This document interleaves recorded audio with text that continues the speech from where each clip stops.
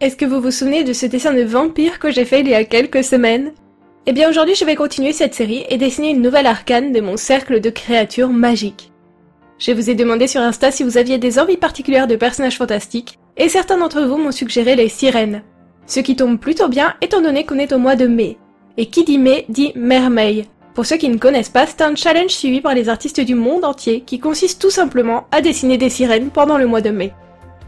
Honnêtement, je trouve que les sirènes ça se prête plutôt bien au style art nouveau. Comme le personnage est censé être dans l'eau, ça nous donne un très bon prétexte pour avoir des cheveux et des voilages qui flottent dans tous les sens. Personnellement, je ne suis pas trop attirée plus que ça par les personnages de sirènes, mais j'admets qu'il y a un fort potentiel esthétique. Comme d'habitude, après avoir réalisé mon dessin en numérique, je le transfère sur du papier aquarelle, en l'imprimant en couleur très claire, que je pourrais recouvrir avec mon ancrage comme s'il s'agissait de mon croquis au crayon. Ensuite, je viens appliquer mon drawing gum pour me préparer à peindre mon fond et protéger toutes les zones que je ne veux pas salir. J'avoue que cette fois j'ai vraiment galéré, éviter le cercle de corail et les cheveux qui flottent, ça a été un enfer. Mais je préfère avoir souffert là maintenant au drawing gum que plus tard avec de la peinture. Pour cette zone de mon dessin, j'ai choisi les Derwent Graphitint. Ce sont des aquarelles réalisées à base de graphite, ce qui en fait des couleurs presque sales, irrégulières et granuleuses. Parfait pour un fond marin que je ne veux pas lisse et parfait. Je commence toujours par mouiller les zones de ma feuille que je veux peindre. Ça va me permettre d'avoir plus de temps pour appliquer mes couleurs et mes dégradés. J'avoue que peindre le fond, c'est sans doute mon étape préférée de chaque aquarelle. Comme j'utilise toujours du drawing gum, avant cette étape, ça me permet de ne pas du tout avoir à me concentrer en essayant de suivre les contours pour ne pas déborder. Du coup je suis assez zen, surtout qu'un fond ça reste moins stressant que de peindre un visage. S'il y a des petits ratés, ce n'est pas grave. Par contre, j'ai un peu regretté d'avoir choisi les Derwent au moment de retirer le drawing gum. Ces aquarelles graphite laissent des dépôts, qui réagissent un peu comme de la poussière de crayon de papier. Ça s'étale et ça salit la main et potentiellement tout le reste de la feuille. Donc oui, j'ai un peu sali les zones blanches de mon dessin à force de frotter mon drawing gum. Si vous êtes curieux, ça se voit particulièrement en haut, à droite de mon dessin. Pour les coraux, j'avoue, je n'ai pas eu le courage de faire ça au pinceau, alors j'ai utilisé un feutre aquarelle Écoline. Ça m'a vraiment simplifié la vie. On en arrive toujours à la partie que j'aime le moins, la peau. La zone qui, si elle est ratée, gâche tout un dessin. Et forcément, comme je ne dessine presque que des personnages, je suis toujours obligée d'y passer. L'enfer. J'ai l'impression qu'avec ce dessin, je m'éloigne un peu plus de mon inspiration. Je le rappelle pour ceux qui n'ont pas suivi, mais dans la première vidéo de cette série, j'ai dit m'inspirer de la série des pierres précieuses de Musha. Je pense que c'est principalement dans les couleurs, mais bon, le sujet des sirènes et de l'aquatique, ça me force aussi de changer le type de décor et d'ornement. Mais le but n'étant pas de coller à 100% mon inspiration, disons que ça ne me gêne pas vraiment. J'ai quand même essayé de rester tout de même dans le même type de compo. Un personnage assis avec une attitude princière, un trône composé de voilage, des fleurs et un décor cerclé derrière le buste de l'arcane. Et j'avoue que ce concept de cercle des dirigeants du monde magique me plaît beaucoup et j'ai franchement hâte de dessiner le personnage suivant. Si vous avez des idées sur le personnage qui doit suivre la vampire et la sirène, dites-moi ça en commentaire. Je précise que je veux des personnages humains, donc ne me suggérez pas des dragons ou des trucs du genre. Et je ne veux pas créer des hybrides qui n'existent dans aucune légende ni mythologie, je veux me consacrer aux personnages fantastiques déjà connus.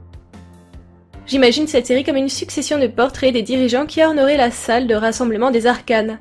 Chaque arcane se réunissant à cet endroit viendrait alors s'asseoir sous son portrait. Je précise aussi que cette série est réalisée pour mon Patreon et que je vous ai mis le lien en description de cette vidéo.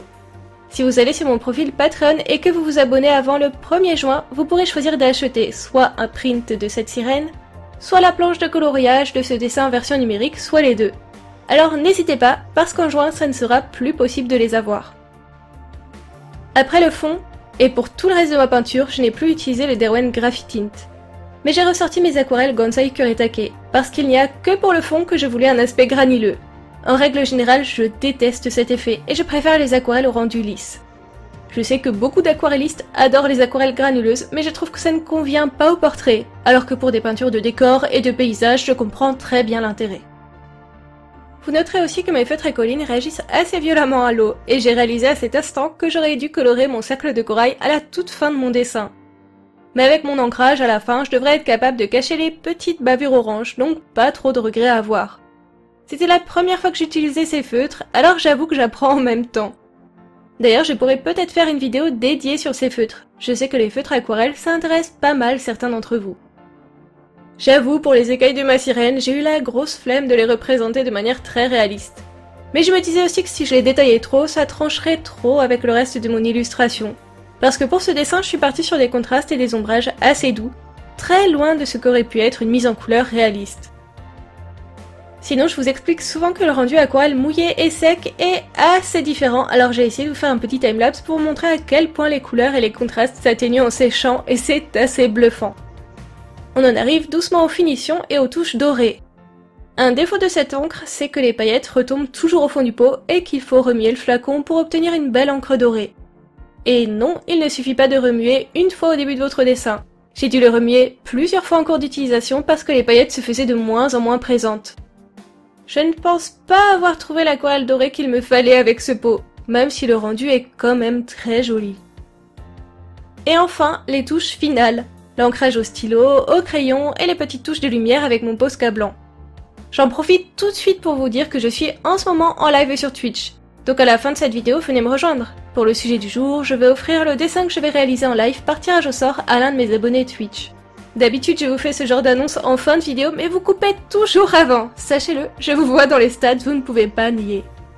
Du coup, n'oubliez pas, allez visiter mon profil Patreon si vous voulez vous procurer ce dessin en print ou en coloriage. Rejoignez-moi sur Twitch en fin de vidéo pour me voir dessiner et discuter avec moi. Et dites-moi en commentaire ce que vous pensez de ce dessin et quel est le prochain personnage que vous voulez que je dessine pour le Cercle des Arcanes. J'en profite aussi pour remercier tous mes abonnés Patreon.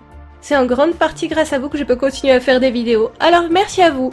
Mais merci aussi à tous les autres de vous abonner, de commenter et de regarder mes vidéos. Et à tout de suite sur Twitch.